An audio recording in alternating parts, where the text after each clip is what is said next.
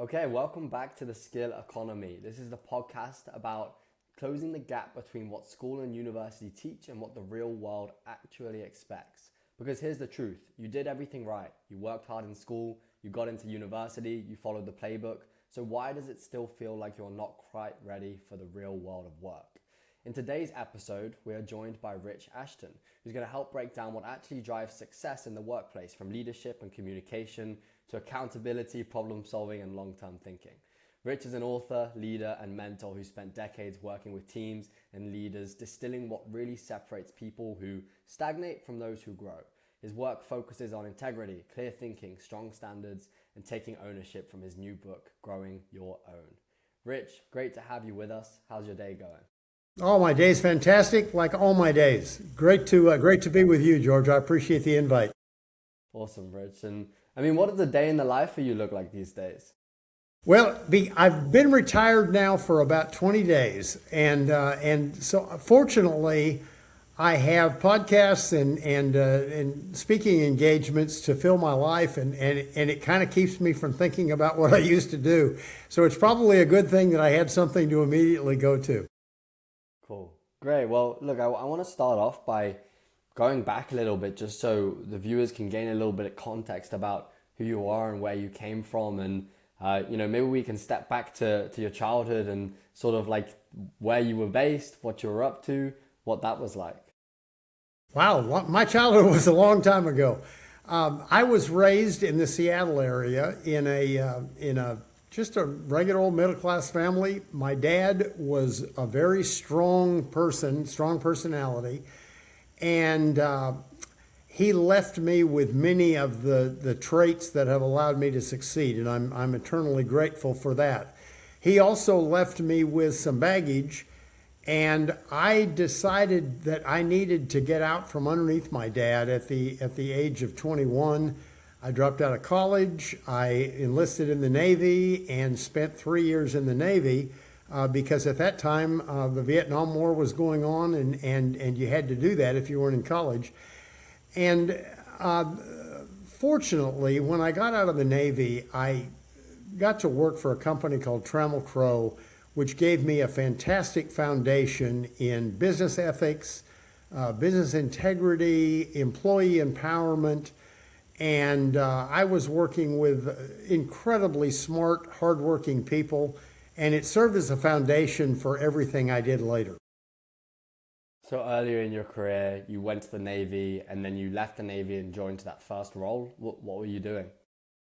It was a real estate development firm, and the Trammell Crow Company, although it was a large company, was very, very entrepreneurial.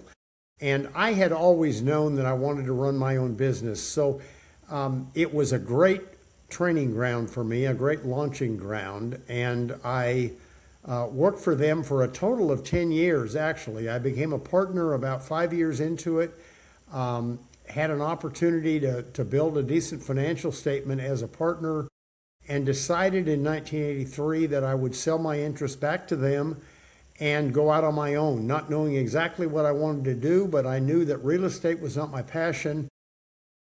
I thought customer service was. I thought running an operating company was the way for me to go. So I left in 1983 and began searching for my next life, which turned out to be in small business. Okay. And obviously that's a big decision to make, to step out into doing your own thing. What skills and things did you feel like you learned earlier in your career, maybe in your experience in the Navy or in that first role, that helped you gain the confidence almost to step out and do your own thing? You know, when you're young, confidence is not a problem. You're young, you know that. I was overconfident, to be honest with you. I overestimated my business skills, but when I was at Trammell Crow, I was one of two people in a leadership role who did not have an MBA. I also didn't have a college degree. So I was around really, really smart, motivated, hardworking people. And one of the lessons that I was lucky to learn early on, my first boss was a 23-year-old Harvard MBA with an undergraduate degree from MIT, and he was absolutely a rocket scientist. And when he called me aside and said, "Hey, you don't really know much about business, do you?" And I said, "No, I really don't." And he said, "I want you to do these things. I want you to start reading 5 business periodicals every week, and I want you to read the Wall Street Journal every day." And that started me on a career of learning and pursuing knowledge that I am so grateful for. And I've expanded that to reading on a variety of topics other than business. It was some of the best advice I ever could have gotten. And fortunately, I was only 24 years old when I got it. And it made the gap up for me between that lack of a college degree. And I certainly don't have a real world MBA, but I probably got an MBA the hard way. And I got it every day from learning at the feet of people who knew an awful lot more than I did. So that's a practice that you learned that day at 24, and you tried your best to keep up for the entirety of your career. It's become one of those things. I read or listen to audiobooks or podcasts for probably an hour and a half every day. And I make it a point to read on a variety of subjects. So my rule is that if I read a book on customer service today, I'm going to read 4 more books before I return to customer service. And I read on everything. At my age, longevity is a big deal. And so I make it a point to read on longevity and quality of life and aging and things like that. But I read on everything I can get my hands on. This is the concept that I think we spoke about briefly of intellectual curiosity. How important do you think that is for young people today? What kind of practices should they be taking up with access that they have to tech and things?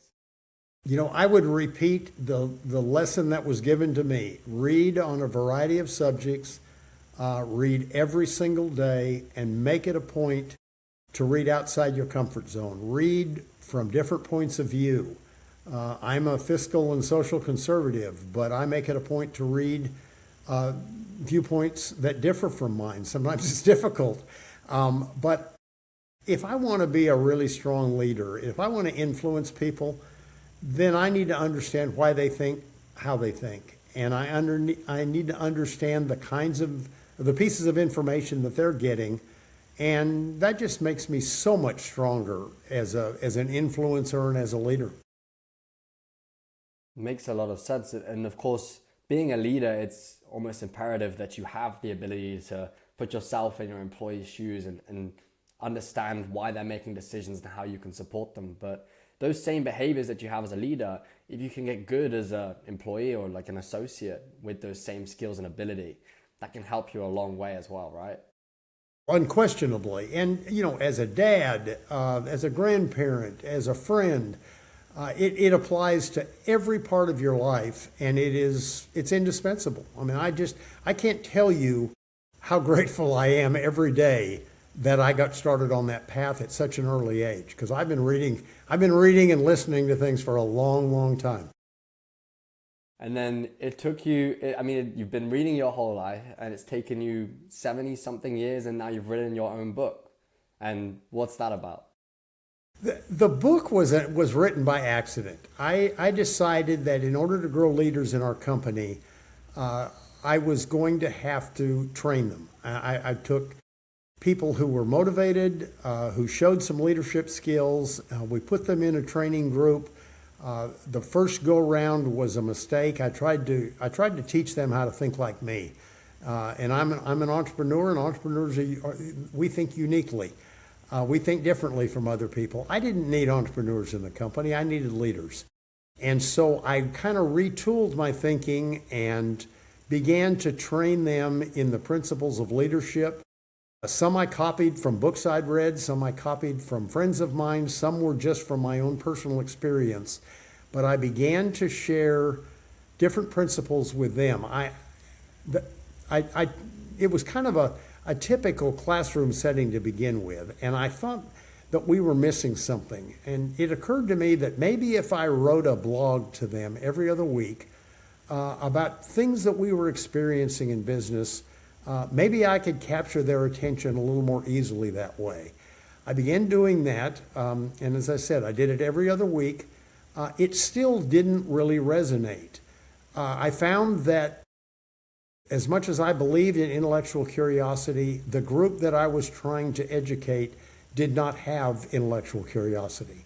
And so we made them begin talking about that in a group setting. We made them talk about every blog together. And as they began to share the blogs with each other in a group setting, the whole concept began to resonate with them.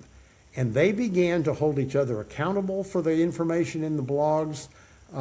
I was walking through the company one day and I noticed that several of the leaders had white binders on their desks that were new. And I asked what was in the binders, and they said, well, we're printing out your blogs and keeping them as a desktop reference. I said, well, that's pretty cool, actually. And once they began holding each other accountable for the principles contained in the blogs, we really began to make progress. At the end of 2 years, I had shared with them about everything I knew about leadership. And we had 52 blogs written. And one weekend, I read through the blogs and I said, this is really good information, and I'm going to publish them. I'm going to put them in book form. So I condensed the blogs into 35 separate principles of leadership, and self-published them. And I really did it with the idea that this would be a good desktop reference for them. It'd be a cool legacy project for me. And then my entrepreneurial instincts took over when I saw the book, and I said, maybe some other people could benefit from this. And so I've made it into kind of a retirement project. And I'm sharing the information with as many young leaders as I possibly can. And I think there's value there. Who knows if the marketplace will see them as value. But talking to you about this is one of the ways I'm trying to get that message across. Yeah, and it's a really great book. So I had a read of it, and even if you are not a young leader and you are just getting started in your career, there's so many takeaways that will span and support you your entire career. And so one of the main things the book starts off talking about is that every successful leader is part salesperson. What does that mean to you, Rich? I started out as a salesperson, in business, and I never thought I would be a salesperson, so that was a bit of a surprise to me. But whether you're in the book, I use the example of whether you're courting your wife or telling your kids to eat vegetables, you're selling all day long. When I've borrowed money, I've been a salesman. When I've been a salesman, I've been a salesman. Leaders are always salespeople, and you're always selling an idea. You're selling a vision. You might as well just embrace the idea of being a salespeople. Fortunately, salespeople come in all different shapes and sizes. So you don't have to be a shoe salesman. You can be a sincere, honest, credible person and still be a salesperson. In fact, the more credibility and the more integrity and honesty you sell with, the more successful you'll be. Yeah, and I think that's where I started off at university. I got a sales job on the side and found a lot of success with that, but just found that it enabled so much of my communication skills to grow. Because what I kind of realized is that being a good salesperson kind of just feels like being a good communicator.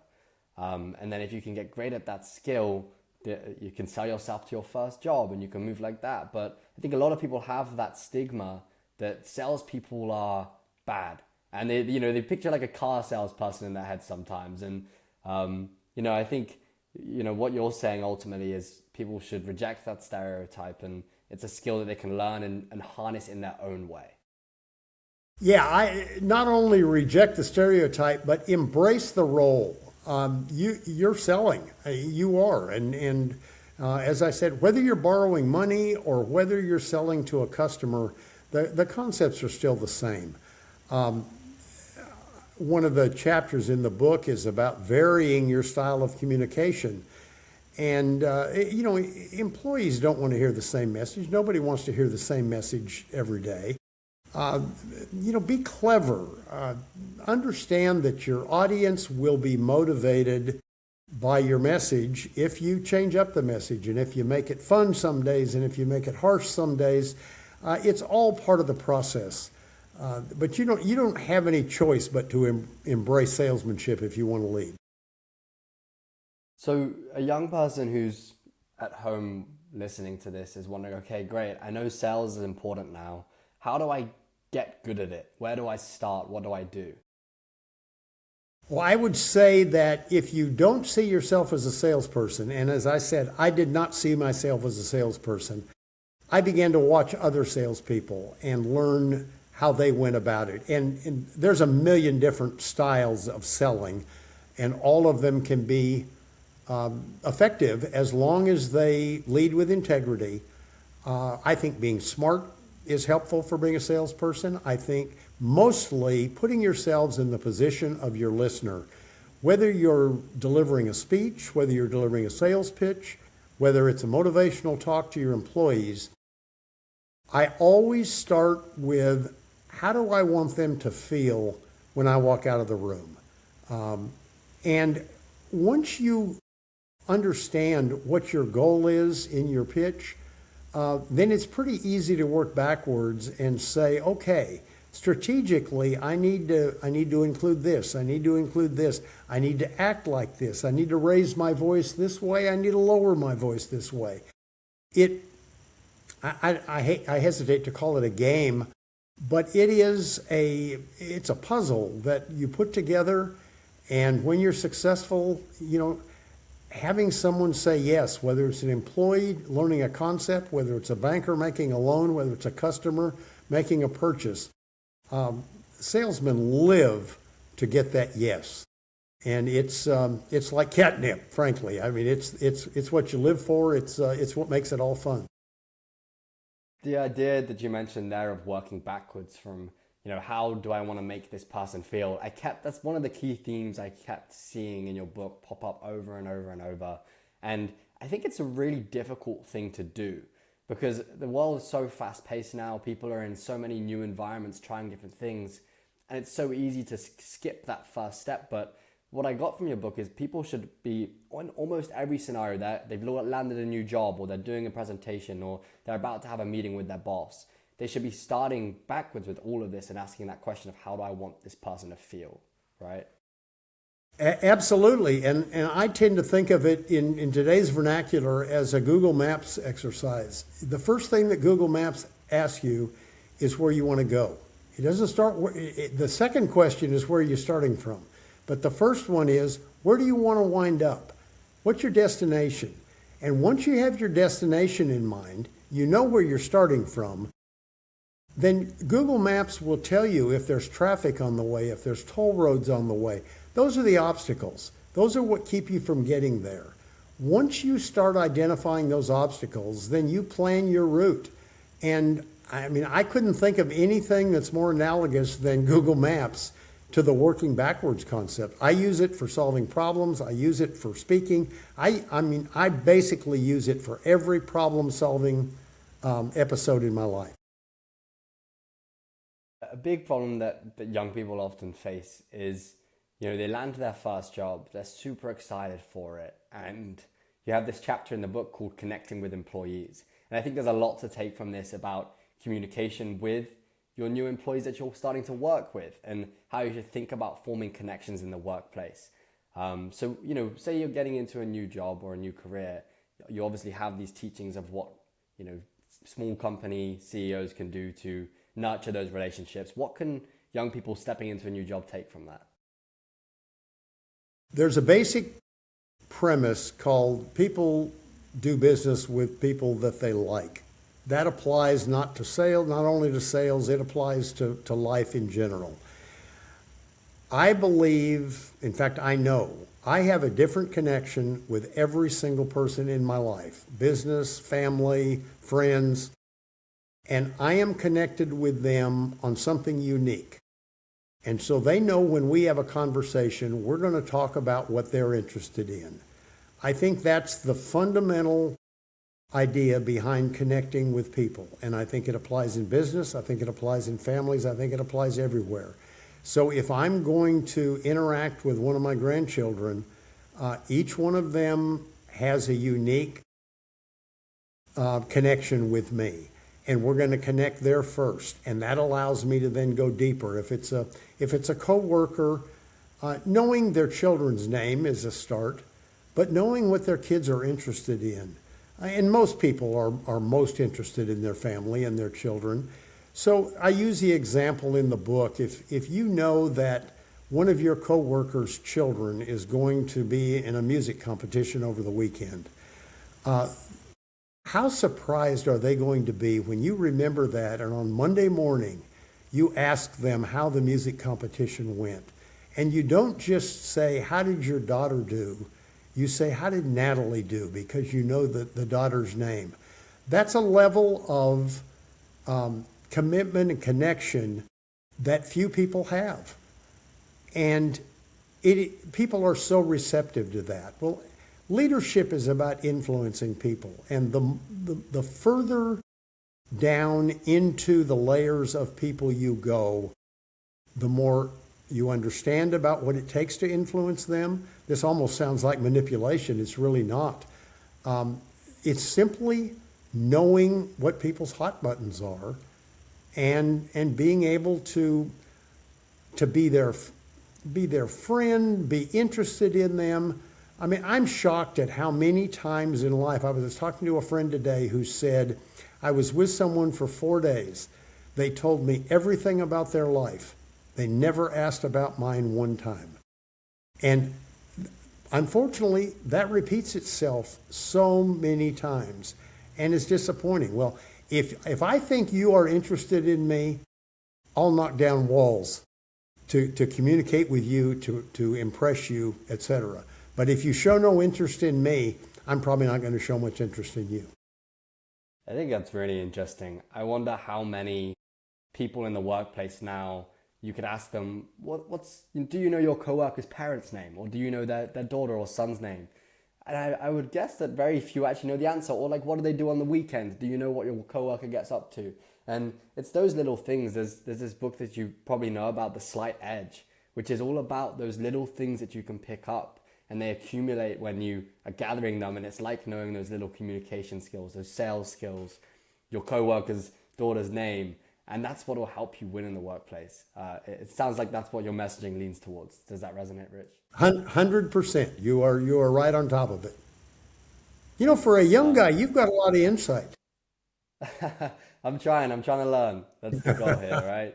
And I think one of the big things as well is feedback that this links to. Early in the workplace, you're going to join. And I was chatting to a founder the other day, and he was saying the biggest thing that he struggles with new employees is that they're not always willing and open to take feedback and being a culture that's surrounded with being and receiving a lot of feedback. So how should people be receiving feedback? How should they be giving feedback? And what is feedback in the first place? Ooh, that's a really good question. First of all, I would say the answer is very carefully, whether you're giving feedback or accepting feedback. But I'll use an example of a lady in our organization who it took me a year before I could break through. And I've learned over the years that you don't press it too hard. I just continued to be me, and I continued to be interested in her. And I don't know what her upbringing was. I don't know why she was so reticent to communicate with me. But one day she broke through and was telling me about an experience she had at her son's football game. And she had kind of acted badly toward the referees. And that was our breakthrough. And once we began to laugh about that, and I shared a time where I had acted badly with the referees at a grandson's game, and we had the breakthrough that day, and she was a different person after that. And she let her guard down with a number of people after that, or about the same time. I don't know that our breakthrough was the catalyst for that, but you cannot expect new employees to immediately trust you. I'm a different kind of an owner. I'm real involved with the employees. I'm real down to earth. I'm real available. And if they want to talk to me, they're all free to talk to me. A lot of them don't for a long time. Once they do, then they tend to do it again. But you have to be very, very careful on those breakthroughs. And if somebody doesn't want to talk about their family, the last thing you ought to do is try to talk about their family. So you just be yourself is my first recommendation. As far as accepting feedback, it's hard to accept negative feedback, but some of the best information I have ever gotten has been negative feedback. I didn't respond well initially, probably ever, but if I made it a point to go back and think about the feedback I got and take the emotion out of it, I always found that there was a reason that the feedback was given to me, and tried to move forward after that. Sometimes it took me a long time. Sometimes, it's so obvious when you're confronted with it that you don't have any choice but to move forward. Take the emotion out of it. I think that's probably the hardest part, right? It's like someone's telling you something that you might not have heard before. How do you take the emotion out of it? Well, you're right. That's the hard part.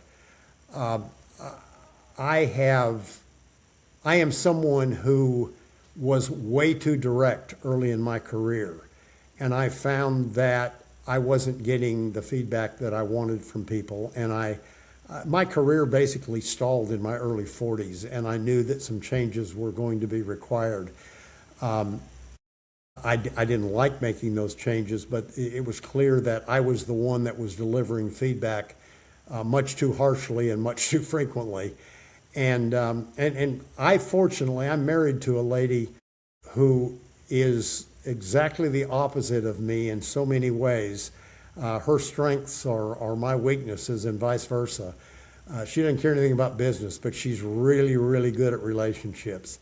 And I finally was smart enough after many, many years to sit back and say, instead of trying to make her like me, maybe I should make me like her.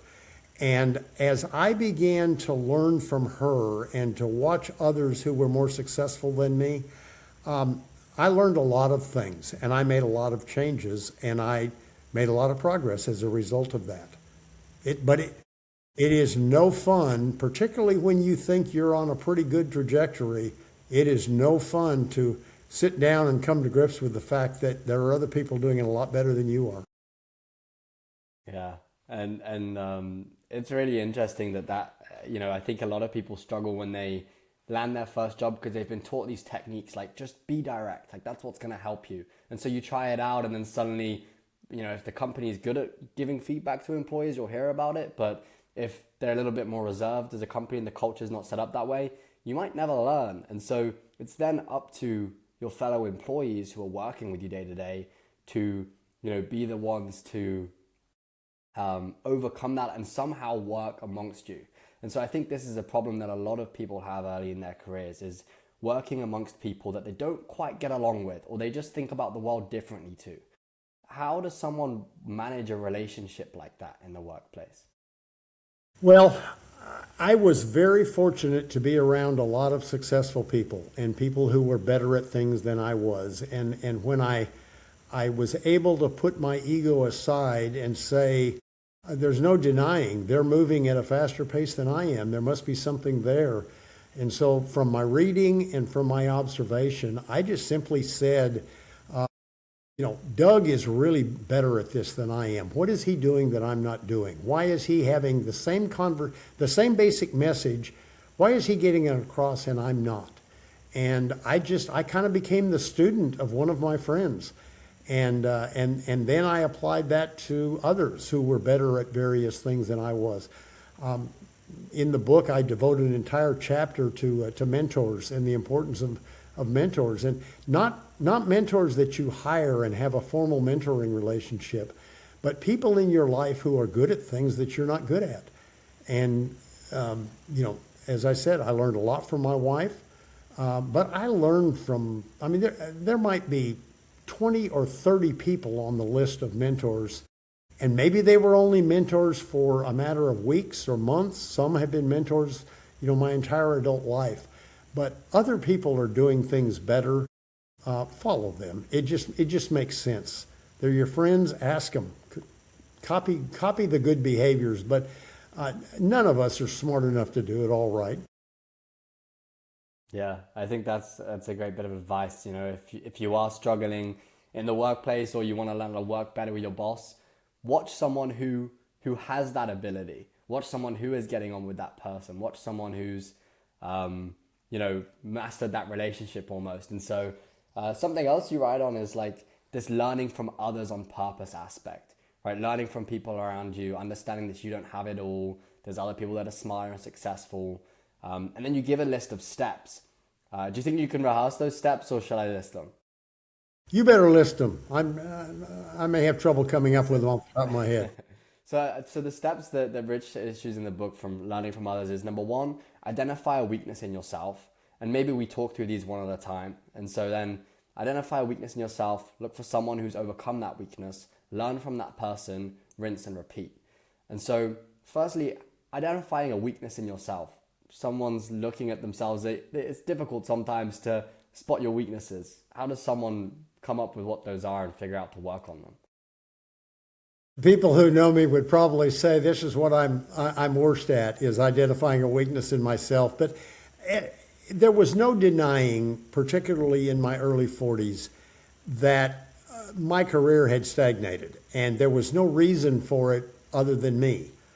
And so I just went through some real serious soul searching, and I had some conversations with people, and I fortunately have a really good friend that I've had for 40 years now who will tell me when things are wrong. And he'll tell me in a nice way, but I think he was probably my greatest guardrail all along the way.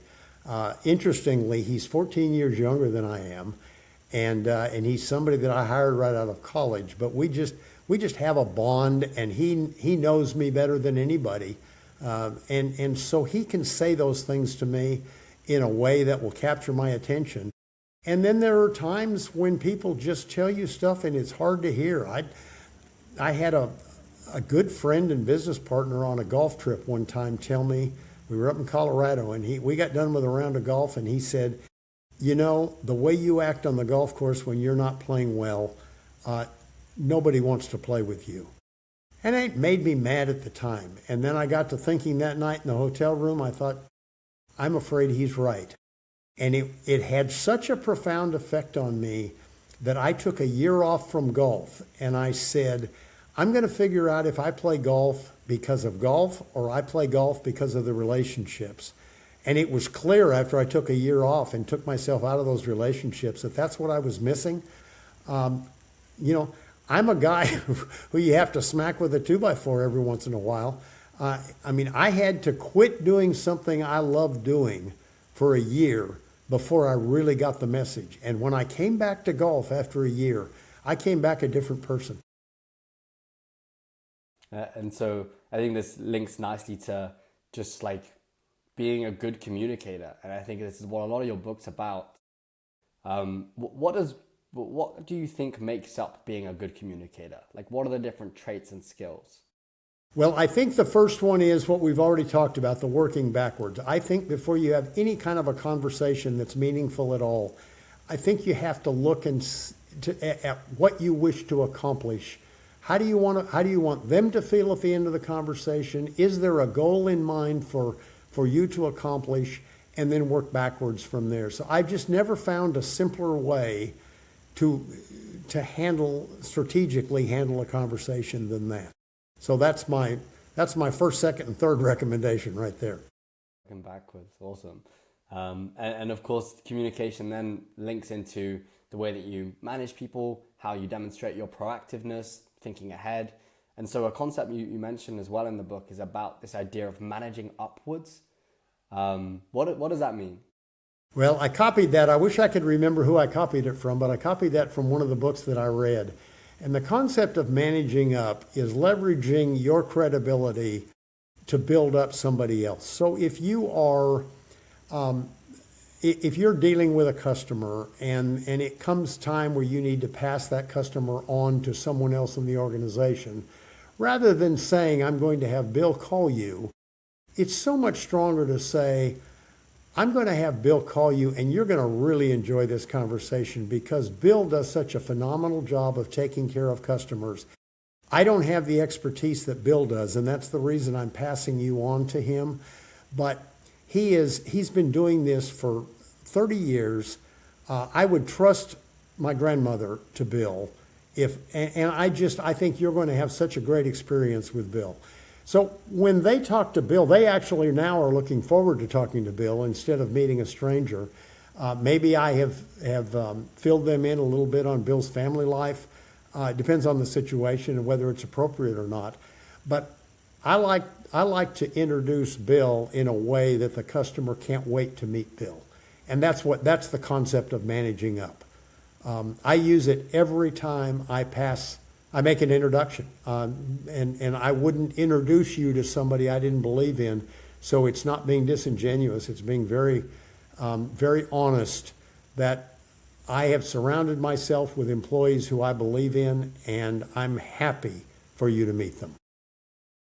Yeah, I think it's really interesting, and funnily enough, I've obviously worked both in the States and in the UK with different companies, and I always notice that I have never been introduced in this way that's upwards, like you say, in the UK where I'm from. It's like a little bit of something we don't really do that much.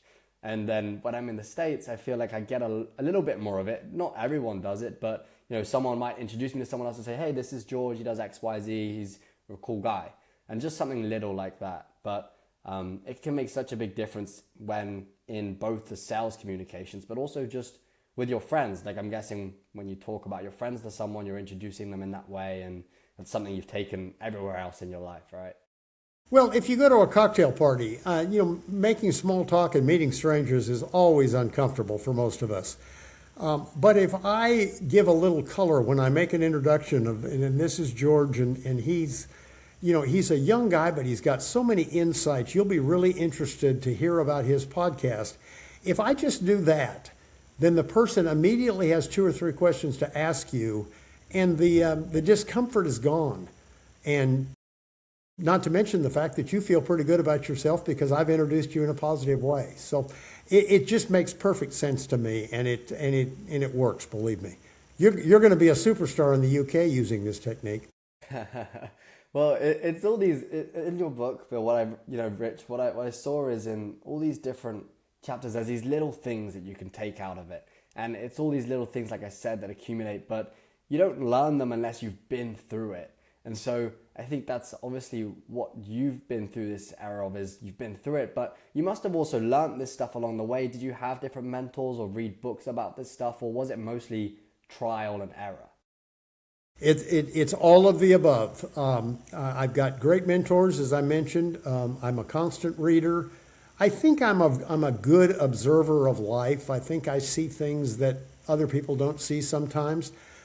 I can go to my grandson's baseball game and watch the fans interact with the umpires, the coaches interact with the kids, and learn something every time. So it's very rare that I'm in a situation that I don't take something away and say, I'm going to use that, when I write this down, or I'm going to use that for my own life.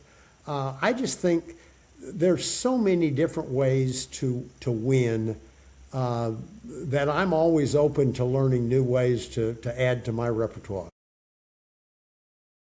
And of course, throughout your career, you've also led a lot of different individuals and applied these techniques over time. And so what have you noticed in like your highest performing employees? What are the skills that they get great at that make you as a manager go, wow, like this person cares about the company and I want to promote this person. I want to bring them through the ranks and bring them into the culture more. What do you see in a person that makes you, think that? I would say integrity, values, insight. Insight maybe being the most important. Nobody lasts very long in our companies if they don't have integrity and share our values. But the ones who have unique insight are the ones that really stand out for me. And I tell the story a lot about a guy named Nefty who came to our company 19 years ago. He was a driver in the warehouse, and he delivered parts. Nefty came to us with the intention of working for 6 months and going back to Mexico. And 19 years later, he's on our management team. He was not raised with any management or leadership expectations. he, but he's a smart guy, and at every step we noticed that he was a guy with some insight. He knew a little bit more than he should have for the situation he was in. And he never thought of himself as a potential leader. But when he was given that opportunity, he really began to soar. And it shocked him, it shocked his family. And to some degree, it shocked us. But we saw the potential in him. He didn't do anything spectacularly along the way, but he just got it. And people who get it are rare. And as in a small company, it's easy to find the people who get it because most people don't really get it. They don't have that extra gear.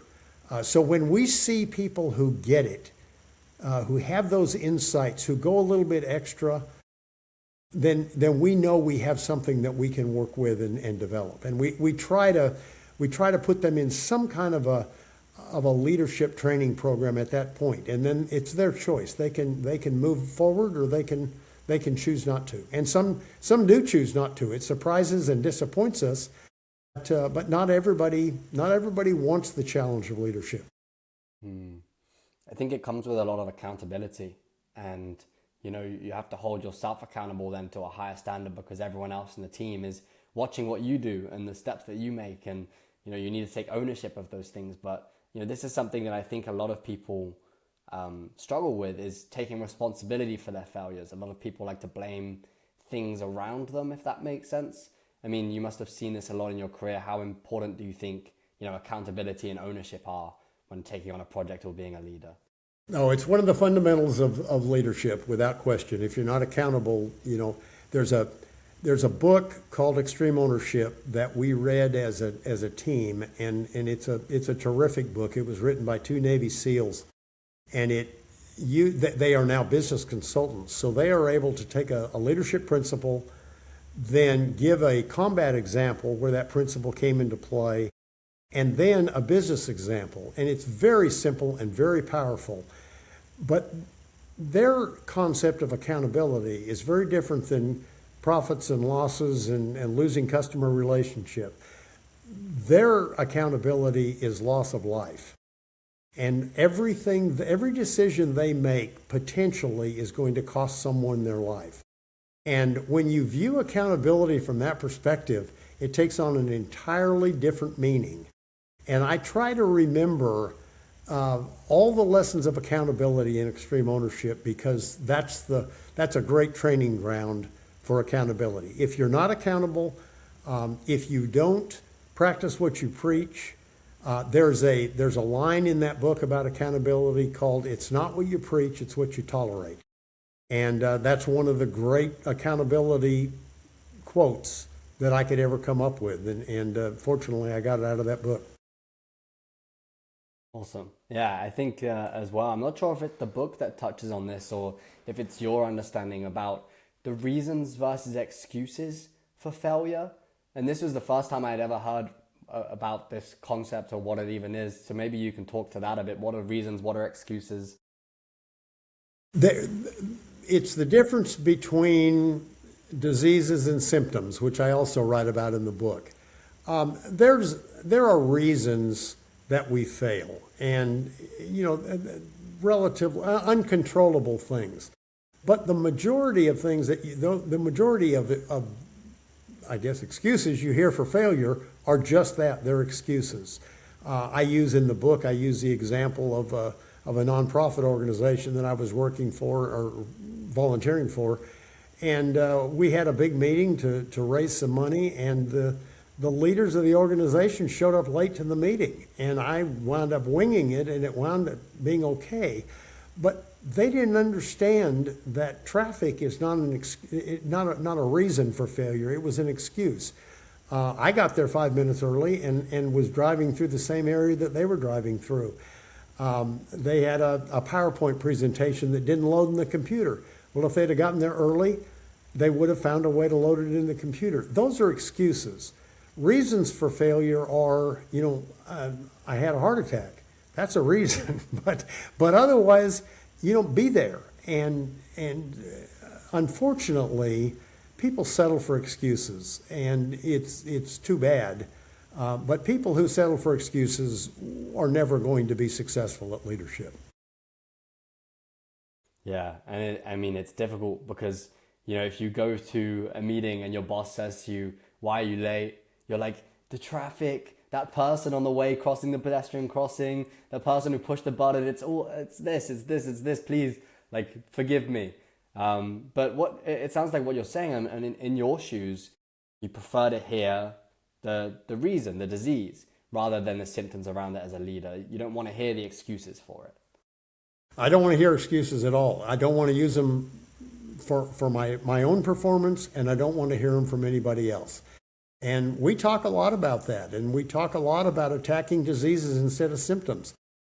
You can spend lots of time attacking symptoms of a problem. Get to the bottom of the problem. Figure out what the problem is, and let's go fix the problem. The symptoms will go away if you fix the problem. So on problem solving then, this is something that, of course, as a leader, you have to get great at.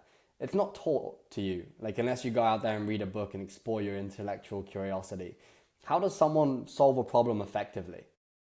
Well, I go back to my working backwards concept, and I may have copied that from somebody. I don't know. I don't know if I made it up or what, but it's such a simple way to approach problems. Let's find out where we want to get. Let's find out what the obstacles are between there and here, and let's attack the obstacles. And it works. It works every time. Now, there are problems that are very complex, that there are lots of obstacles, and it takes a long, long time to get there. But the whole concept is still the same. If you don't know where you want to wind up, it's just really hard to get there. If you just start out and let's just attack what's in front of us, how do you know if you ever get to the finish line? You don't unless you've defined the finish line.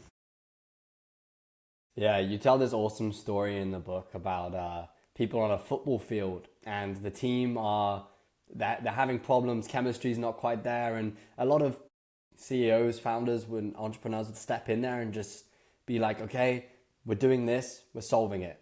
But what they fail to do is sort of like dig a layer deeper and identify the real obstacles.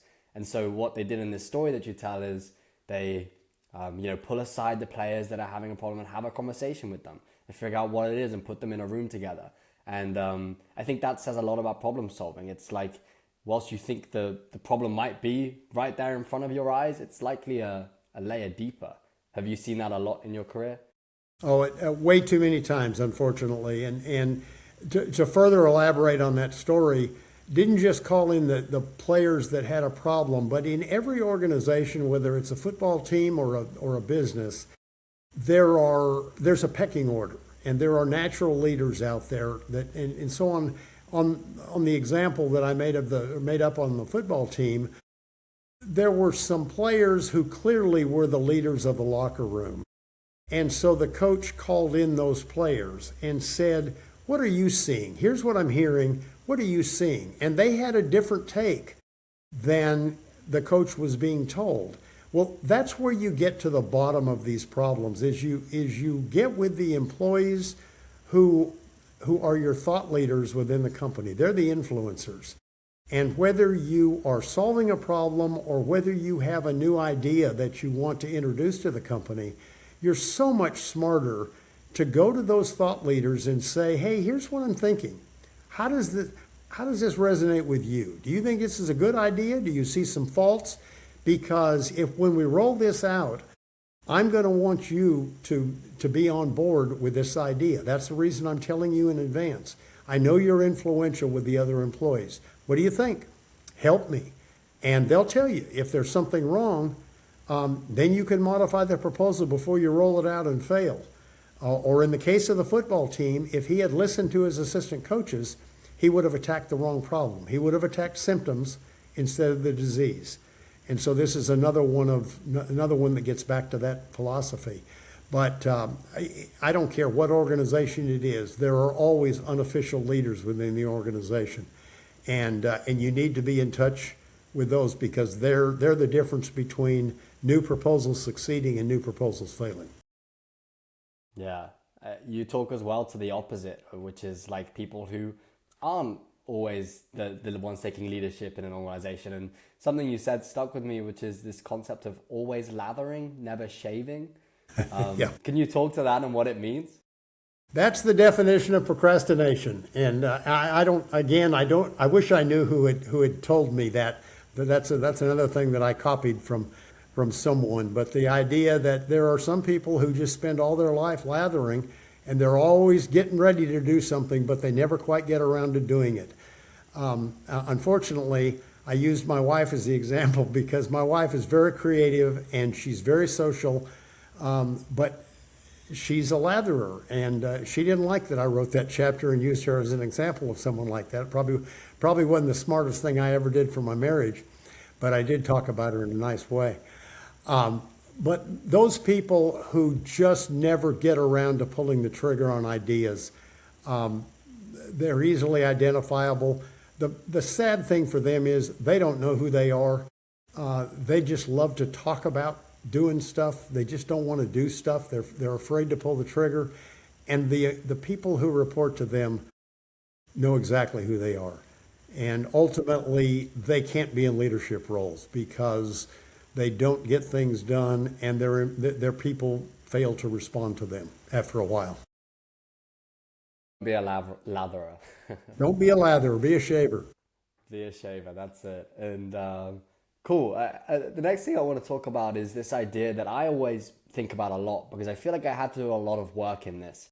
It's that as a young person, you go to school, you then go to university, you then land a grad job potentially, and you've gone on this set trajectory that almost, it's very difficult to think for yourself throughout it. And I think that ability to think for yourself is very important if you want to become a leader or grow in an organization and innovate and go through that practice. And I think you talked to something in the book about like, who cares what dad thinks or something like that. And I think this is that same concept. So what advice do you have for people who feel like they've just gone through their childhood's just conformity and they now want to grow out and think for themselves?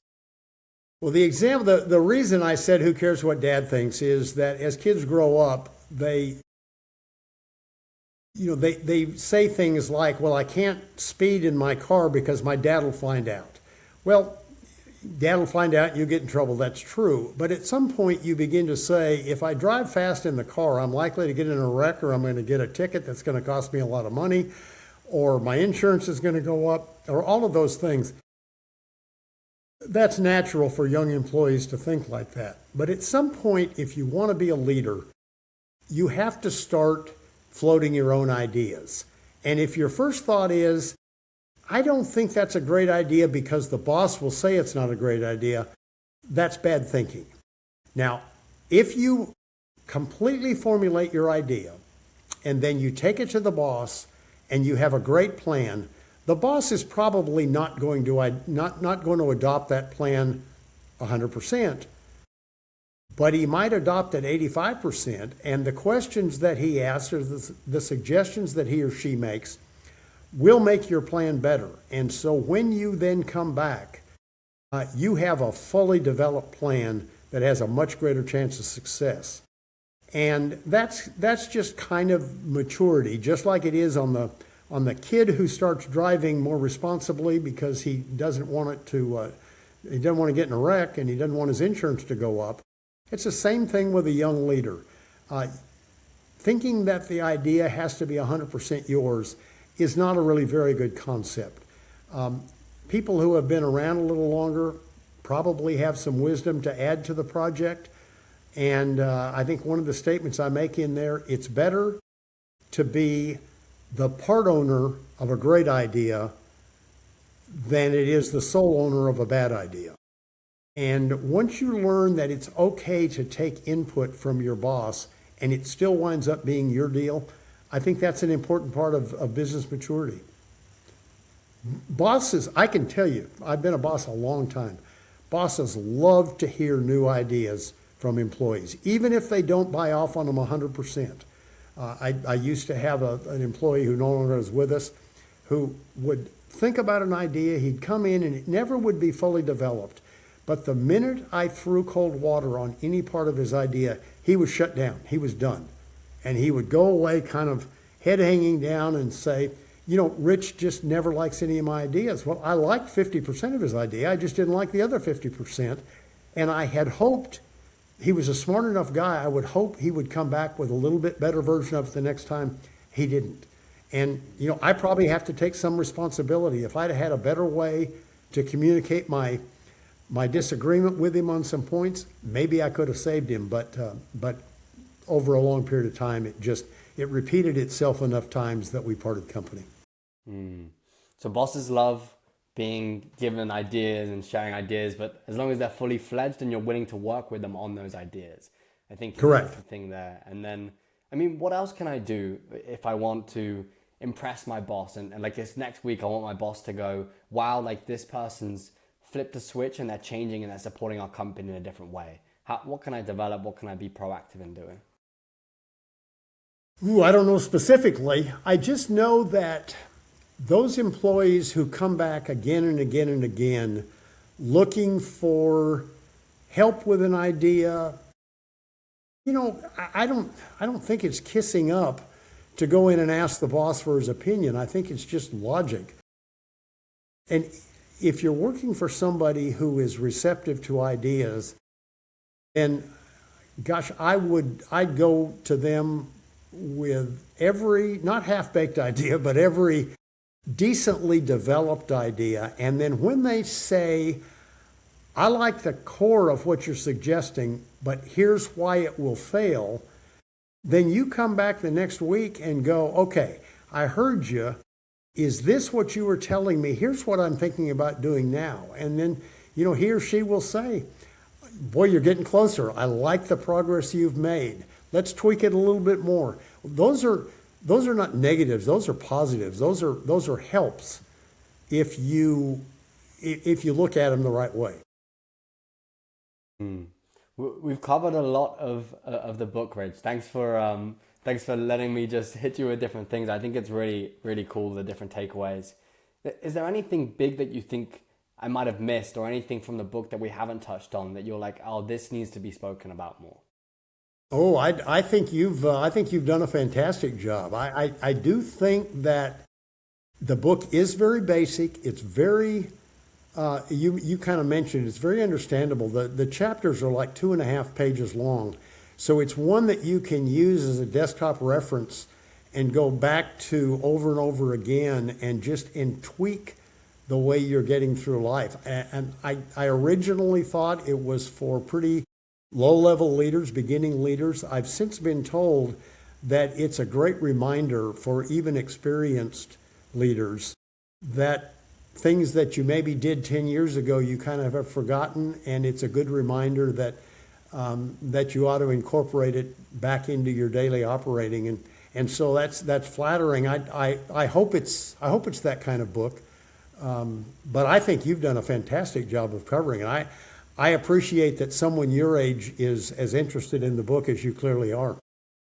No, it's cool. It's like you said, it's short and snappy, which means that I think for the younger generation, it's an easy read because like we're so, in general, our generation is so bogged down with all this short form stuff. So I think when you have something you can just take snippets of, read through it, it works really nicely that way.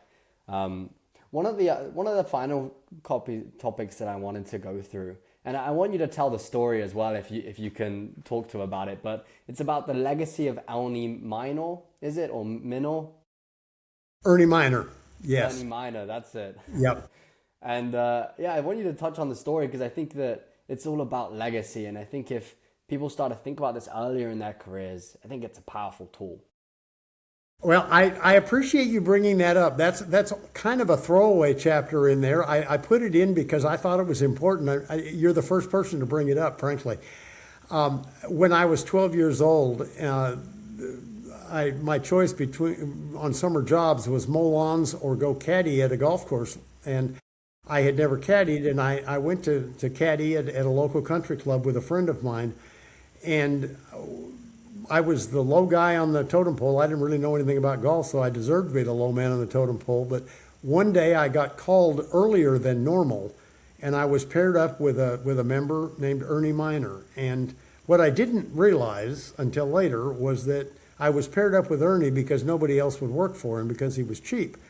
And so after 4.5 hours of carrying his bag around the golf course, this an awful long time ago, you have to realize that the going rate for a caddy was $2.50 plus a $1 tip. So $3.50 for 4 hours of work. And when I got done, Ernie gave me a dime. And that was it. And so I make the point in the book that legacies are earned one interaction at a time. That was my one interaction with Ernie Miner. And we are now 60 plus years later, and I still remember Ernie by name, and that he was a cheapskate. And he might have done wonderful things. He might have been a great dad and a great businessman, but his legacy with me was that he was a cheapskate. And I think that managers need to understand that they are building, well, all of us, managers, non-managers, I think you need to understand that you're building your legacy one interaction at a time. I gave a talk last week in Atlanta, and I'd never given this talk before, about the difference between your obituary, your eulogy, and your legacy. And the obituary and your eulogy are generally about what you were or what you accomplished. But your legacy is who you are and who you are remembered to be by the people that knew you best. There is a fantastic quote on legacy that I learned from a book called Didn't See It Coming by Carey Nieuwhof. It says, you should be loved most by those who know you best. And that is a legacy that I am working on. Frankly, in my case, I've had some legacy rebuilding that I've been working on for 26 years now, and I'm not done yet. But that idea that you should be loved most by those who really know you is a really powerful thought. And so I'm glad you asked about legacy, and it gave me a chance to say that, because it's really an important part of my life now.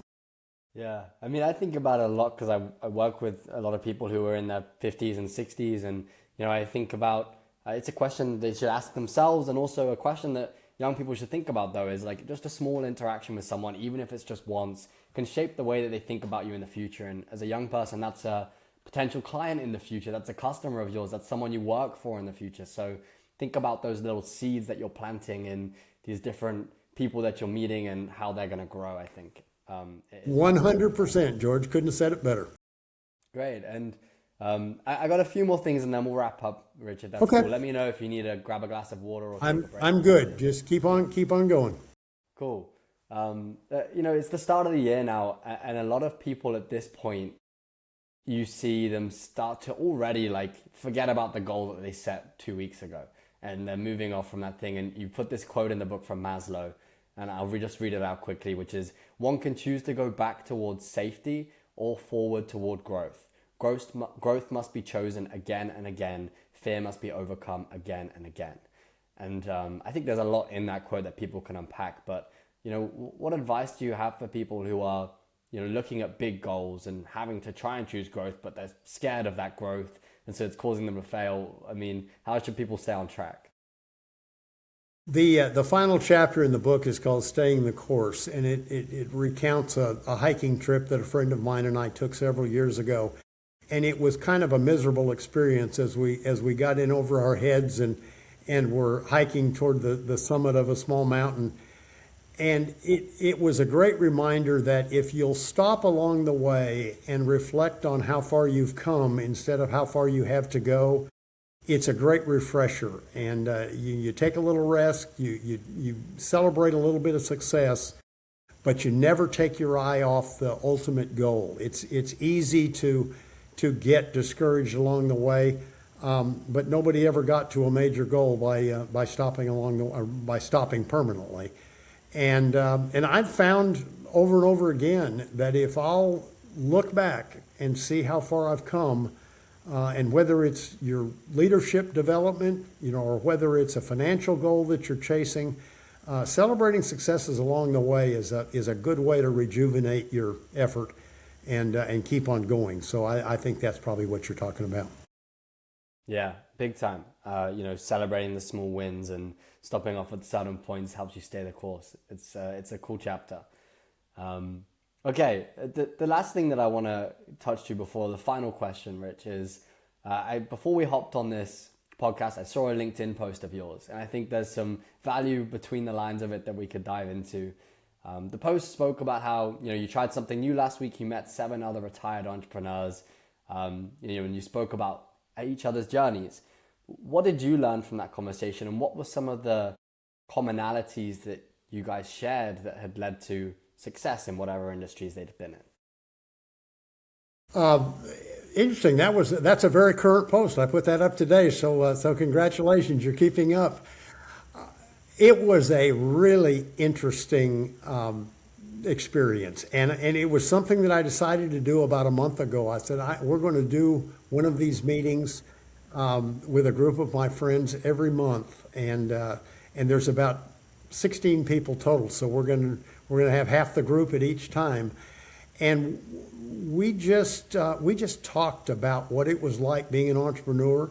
One of the things that came out is how difficult it is to be married to an entrepreneur, and none of us realized the impact that we had on our wives until it caused some problems. And entrepreneurial journeys are roller coasters, and so expecting your wife, who may or may not have an interest in the business, to go on that roller coaster journey with you, it's really probably not something she bargained for, and it's not something you realized you were doing to her. But all of us nodded when we were discussing that part.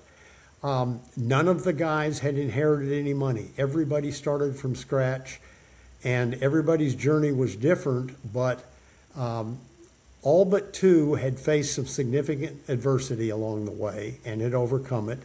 A couple of us had been on the brink of disaster and had come back from that, and so it was interesting to hear that.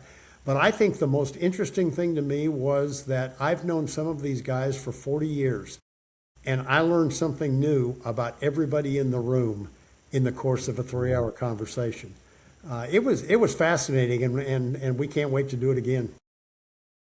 That's cool. I think there should be more things like that. Young people should just get together and have a conversation about what adversity they're overcoming and things, because it's like a support group, right? It's, you get a chance to share what you're dealing with. People support you, give you ideas, you move on, or you just sit there and reflect. I think that it's a very powerful thing to do, and it was cool to read about. So thanks for sharing that with us. Well, we talked about, actually, one of the guys suggested that we split up into smaller groups and bring in some 35-year-old entrepreneurs and then just have a conversation with them, which I think is a fascinating idea, and I hope that we get to do that. Yeah, that'd be cool. You guys should film it. Oh, we should. Great. Okay, the last question, Rich, and a lot of the people that tune into our podcast and will be in the future are young people. They're either getting out of university, starting their careers, heading their college in the States. And so if you were 18 again today, what skills would you prioritize developing and why?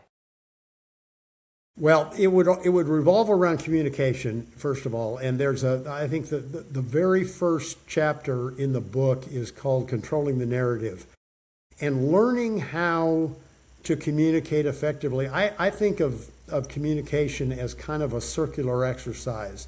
So you have the communication, you kind of check on the impact of that communication, you follow up with the person and say, okay, here's what I said, how did you receive it, what did you do as a result of it, and then you check the results of the communication. And if the circle isn't completed, if you just leave the communication open-ended and say, well, I told them such and such, it's fine to say, I told them such and such, but if they didn't hear the same thing you told them, or if they didn't feel compelled to act on the communication, then you really haven't communicated effectively. And I think that's at the foundation of leadership, is learning how to communicate in a circular fashion so that people understand, people act, and then if someone asks you to do something, it's so important to do it than to follow up and make sure they know that you did it. That builds a trust and a confidence that will always serve you well as you lead people. So I guess if I were to pick one thing, That would be the foundation. Communication would be the foundation. And I think if you asked 100 people, where's the breakdown in your organization? I think 100 people would say communication. There you go. That's wise. Cool. Well, look, anyone that has enjoyed today's podcast, you can grab Rich's book on his website or on Amazon. You can grab it in all different formats. It's even an audio book now, right? Correct. Great. And so you should definitely check it out. I think even if you are not a leader, there's so many applications of the things that Rich talks about that'll help you get ahead and get that slight edge that we spoke about briefly today. And Rich, I think it's been an awesome conversation. You're such a wise guy that's just got so many reps in, entrepreneurship and leadership that there's a lot to learn from. So I hope you continue to just power up your mission. I'm excited to see how it grows.